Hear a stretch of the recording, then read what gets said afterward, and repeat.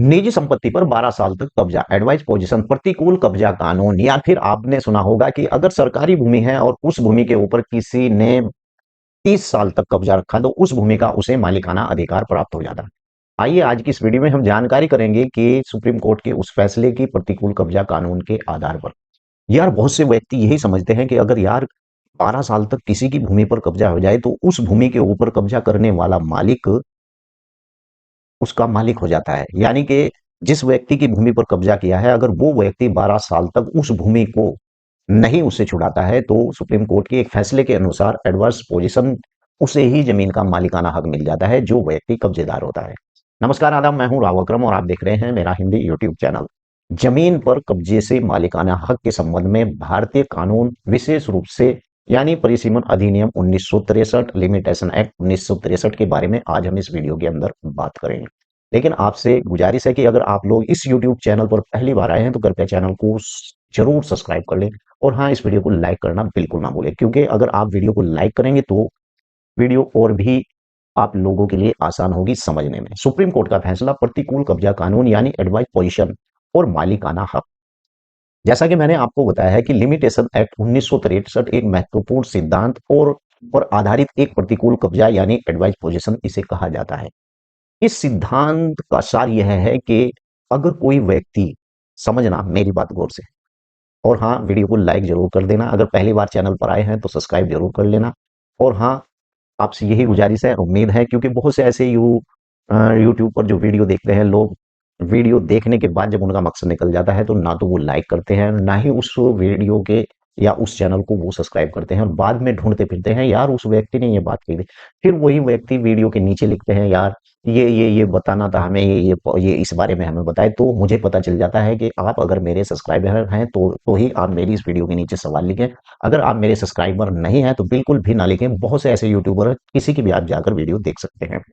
यानी कि क्या होता है, अगर कोई व्यक्ति किसी और की संपत्ति पर एक निश्चित अवधि तक या फिर खुले तौर पर बिना किसी रुकावट के और शत्रुतापूर्ण ढंग से यानी मालिक के मालिकाना हक को नकारते हुए कब्जा बनाए रखता है तो उस संपत्ति का कानूनी मालिक बन जाता है।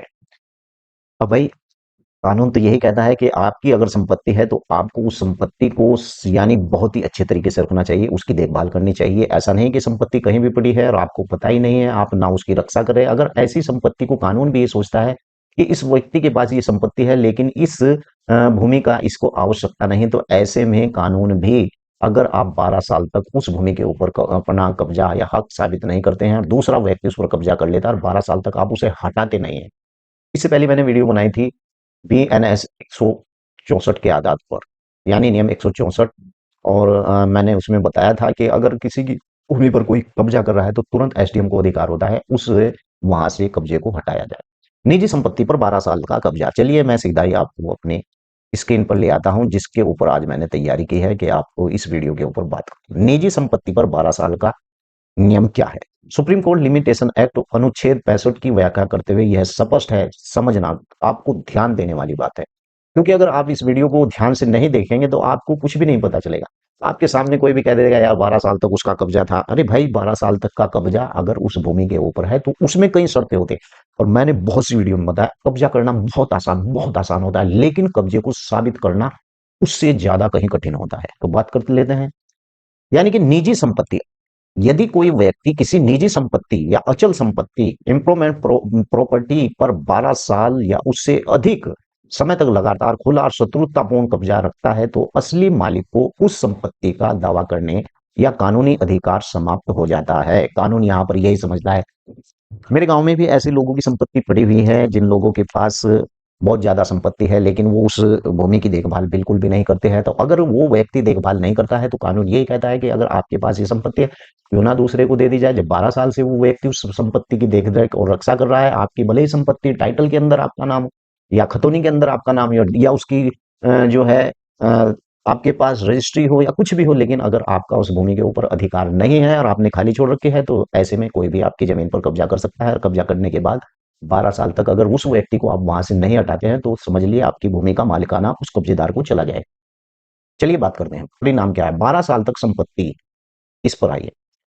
12 साल तक की अवधि कब्जाधारी यानी प्रोसीजर व्यक्ति कानूनी यानी कि तौर पर संपत्ति का मालिकाना हक यानी हासिल कर सकता है। और असली मालिक के लिए संदेश यह है कि अगर उसकी संपत्ति किसी ने अवैध कब्जा कर लिया है तो उसे 12 साल तक सीमा के भीतर कोर्ट या मुकदमा या सूट प्रोसीजन और दायर करके कब्जे को हटाना आवश्यक होता है। मैं आपको बता दूं कि इस प्रकार से भाई मैंने इसका बखान आपको इस वीडियो में पूरा कर दिया है। 12 साल तक अगर कब्जा किसी ने किया है तो आपको उस कब्जे से हटा देना चाहिए। दूसरी बात आती है कब्जे की क्या शर्त होती है। एडवाइस पोजीशन यानी के लिए आवश्यक तत्व क्या है।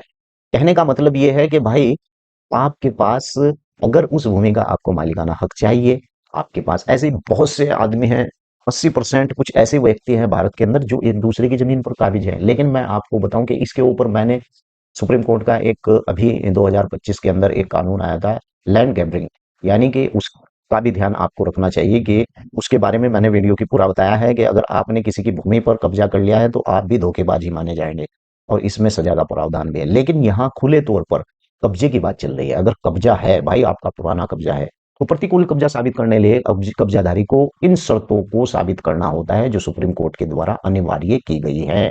अब कौन सी शर्तें हैं मैं सीधा आपको दिखा देता हूं। नंबर एक, कब्जा खुला होना चाहिए, ओपन, कब्जा छिपा नहीं हुआ होना चाहिए, इतना स्पष्ट होना चाहिए कि असली मालिक को उसकी जानकारी हो सके।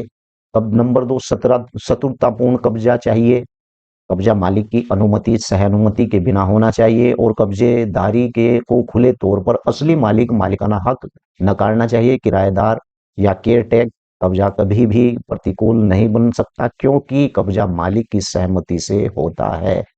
अगर आपने कब्जा 100 साल भी कर रखा है और उसके असल मालिक को इस बात का नहीं पता है कि भाई मेरी जमीन पर किसी ने कब्जा कर रखा है, तो भी आपको मालिकाना हक नहीं मिल सकता। इस बात का पता होना चाहिए कब्जादारी को, जिसकी जमीन पर कब्जा किया है, कि वो आपने उसकी भूमि पर कब्जा कर रखा है। और जब आप बताएंगे तो भाई वो आपके पिछवाड़े में डंडा जरूर देगा, क्योंकि कब्जा आपने किया है तो उसे अगर 12 साल क्या 100 साल बाद भी पता चलेगा, वो जब भी कुछ ना कुछ करेगा। तो यहाँ पर ये नियम शर्तें हैं कि कब्जेदार जिसकी वो भूमि है उसे पता होना चाहिए। अगर वो 12 साल तक आपसे भूमि नहीं लेता है तो यह ऐसे में आप जो है प्रतिकूल कब्जा कानून के आधार पर आप जो है उस पर मालिकाना हक मिल जाएगा आपको। लेकिन निरंतर कब्जा होना चाहिए। ऐसा नहीं कि भाई अभी कब्जा किया फिर छोड़ दिया। 12 साल तक का नियंत्रण कब्जा होना चाहिए। यह कब्जा 12 साल तक जारी रखना चाहिए जिसमें कोई भी रुकावट न आए। मालिक को इस बात का पता होना चाहिए, असली मालिक को कब्जे की जानकारी होनी चाहिए थी, इसलिए उसमें फिर भी 12 साल तक कानूनी कार्रवाई क्यों नहीं की। अगर यहां पर क्यों नहीं की तो इसका मतलब यही है कि आपको उस भूमि की आवश्यकता नहीं थी। अब बात कर लेते हैं यहीं पर, अगर सरकारी भूमि है, स्वानिक संपत्ति है और सरकारी संपत्ति है, इसके ऊपर नियम क्या है। क्या सरकारी भूमि के ऊपर भी इस प्रकार से मालिकाना हक मिल सकता है। मैंने पिछली वीडियो में बताया था, अगर लगातार आप मेरा यूट्यूब चैनल देख रहे हैं, ग्राम पंचायत की किसी भी भूमि के ऊपर अगर कब्जा कर रखा है अभी, तो ऐसे कब्जे को प्रतिकूल कब्जा कानून के अंतर्गत नहीं माना जाएगा। चलिए फिर भी आपको दिखा, सरकारी अचल संपत्ति के मामले में अवैध कब्जा हटाकर कानूनी कार्रवाई करने की सीमा 30 वर्ष है। यानी 30 वर्ष तक अगर आपकी उस कब्जे के ऊपर नहीं किया है तो सरकार ने, तो ऐसे में आपको मिल सकता है। नंबर 4, सुप्रीम कोर्ट का हालिया फैसले का सार मैं आपको दिखा देता हूं शीर्षक। सुप्रीम कोर्ट ने जमीन के मालिक मालिक भी नहीं यानी कि भावना को बल देने की हालिया सुप्रीम कोर्ट ने फैसले में दो मुख्य बात स्पष्ट की है। क्या मुख्य बात स्पष्ट की है। सिर्फ दस्तावेज काफी नहीं है, टाइटल विद प्रोविजन, यानी कि सुप्रीम कोर्ट ने फैसला दिया है कि संपत्ति के पंजीकरण टाइटल दस्तावेज होना हमेशा पर्याप्त नहीं है। और यदि मालिक कब्जे में नहीं है, मालिक के कब्जे में नहीं है, तो उसे केवल यह मेरी जमीन है घोषित करने की बजाय कोर्ट से कब्जा वापस पाने की मांग भी करनी होगी। नंबर 2, कब्जाधारी का अधिकार एडवाइस पोजीशन, यानी सुप्रीम कोर्ट ने यह स्पष्ट किया है कि यदि कोई भी व्यक्ति प्रतिकूल कब्जे के लिए सभी शर्तों को पूरा करता है तो वह न केवल अपने कब्जे की रक्षा कर सकता है बल्कि कोर्ट में मुकदमा दायर करके संपत्ति का मालिक बनने का दावा भी कर सकता है। मैंने सीधी बात कही है कि अगर आपने 12 साल तक अपनी निजी भूमि पर से कब्जेदार को बिल्कुल भी नहीं हटाया, ये मैंने आपको स्पष्ट बताया, कोर्ट के फैसले में यही आया है कि अगर आपने नहीं हटाया तो भाई उस भूमि से आप अपना हाथ खींच लीजिए, उस भूमि पर आपको कब्जेदार को मालिकाना हक मिल सकता है। निष्कर्ष यही है कि जमीन पर मालिकाना हक साबित करने के लिए कानूनी दस्तावेज टाइटल सर्वोपरि है, लेकिन प्रतिकूल कब्जा कानून असली मालिक को अपनी संपत्ति के प्रति लापरवाही न रहने देने की चेतावनी मैं अपनी इस यूट्यूब वीडियो के माध्यम से देता हूँ। अगर भाई इस प्रकार से तुम्हारी कोई भी भूमि पड़ी हुई है तो उसे खाली मत छोड़ना। यही कारण होता है कि अगर भूमि खाली होती है तो गुंडा भूमाफिया को उस भूमि पर यानी कब्जा करने का अधिकार हो जाता है, और 12 साल जब उसे हो जाते हैं तो वो भूमि आपके आपके हाथ से निकल जाती है। आज मैंने प्रतिकूल कब्जे के बारे में इस वीडियो के अंदर बताया है और स्पष्ट तौर पर आपको समझाया है। अगर आपका कोई इससे संबंधित सवाल है तो पहले चैनल को सब्सक्राइब कर लें, उसके बाद ही मेरी वीडियो के नीचे अपना सवाल डालें या फिर मेरे टेलीग्राम पर सीधा आप जवाब डाल सकते हैं। और कहने का मतलब यही है, वीडियो को लाइक करें और चैनल को सब्सक्राइब करें। जय हिंद, जय भारत, खुदा हाफिज।